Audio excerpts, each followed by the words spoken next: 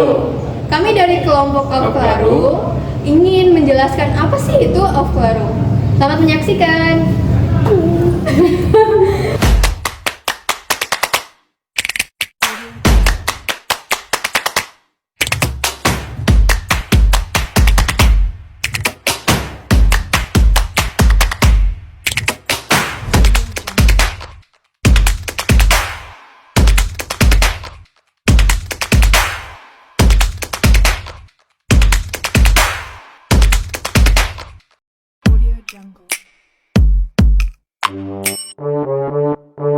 Pengertian Aufklärung. Aufklärung atau zaman pencerahan adalah gerakan intelektual dan filosofis yang mendominasi Eropa pada abad ke-17 dan abad ke-18.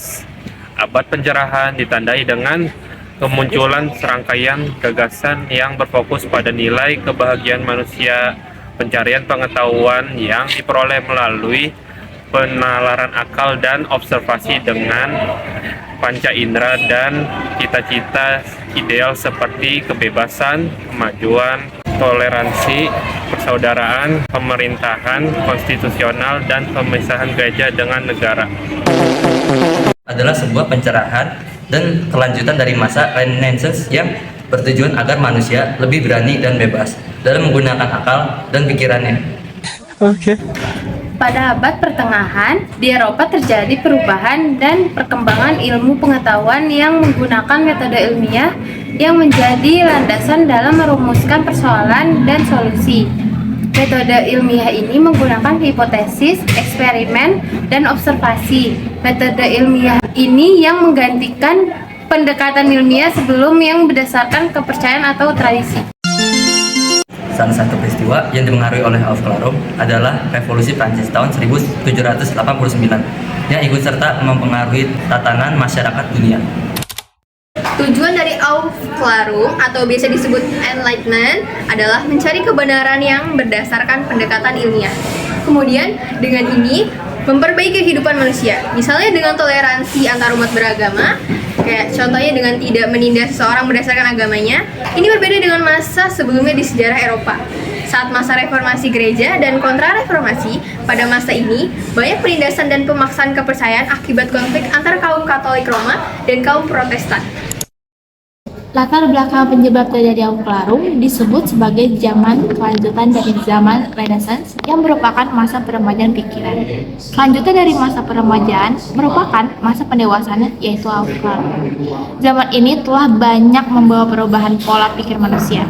Manusia mulai menggunakan akalnya untuk meneliti secara kritis segala sesuatu dalam kehidupannya, termasuk dalam kehidupan bernegara. Ilmuwan Sir Isaac Newton merupakan pelopor dasar terjadinya Aufklärung. Dengan karyanya yang berjudul Filosofi Naturalis Principia Mathematica atau ilmu pengetahuan alam berdasarkan prinsip-prinsip matematis, telah berpengaruh terhadap berkembangnya ilmu pengetahuan. Pada abad pertengahan di Eropa, terjadi perubahan dan perkembangan ilmu pengetahuan yang menggunakan metode ilmiah yang menjadi landasan dalam merumuskan persoalan dan solusi. Metode ilmiah ini menggunakan hipotesis, eksperimen atau percobaan, dan observasi atau pengamatan. Metode ilmiah ini yang menggantikan pendekatan ilmiah sebelumnya yang berdasarkan kepercayaan atau tradisi. Tokoh-tokoh masa Aufklärung. Yang pertama ada René Descartes, tahunnya dari tahun 1596 sampai tahun 1650. Yang kedua ada Baruch Spinoza, tahunnya dari 1632 sampai 1677. Yang ketiga ada John Locke, tahunnya 1632 sampai 1704. Yang keempat ada Immanuel Kant, tahunnya dari 1724 sampai 1804. Yang terakhir ada J.J. Rousseau, tahunnya dari 1712 sampai 1778. Masa Aufklärung memiliki beberapa ciri-ciri, yaitu munculnya paham individualisme, sekularisme, humanisme, dan gereja tidak lagi memiliki kekuasaan untuk memaksa kehendaknya kepada masyarakat Eropa. Agama tidak lagi memberikan pengaruh yang signifikan terhadap aspek-aspek kehidupan masyarakat Eropa, dan berkembangnya ilmu filsafat, munculnya aliran rasionalisme dan empirisme. Berikut merupakan dampak Aufklärung bagi Indonesia. Yang pertama, diterapkannya kebijakan politik etis di Indonesia. Yang kedua, ideologi-ideologi baru di Indonesia. Yang ketiga, berkembangnya pemikiran-pemikiran kritis dari golongan elit cendekiawan Indonesia. Sekian dari kami, kurang lebihnya mohon maaf. Wassalamualaikum Warahmatullahi wabarakatuh.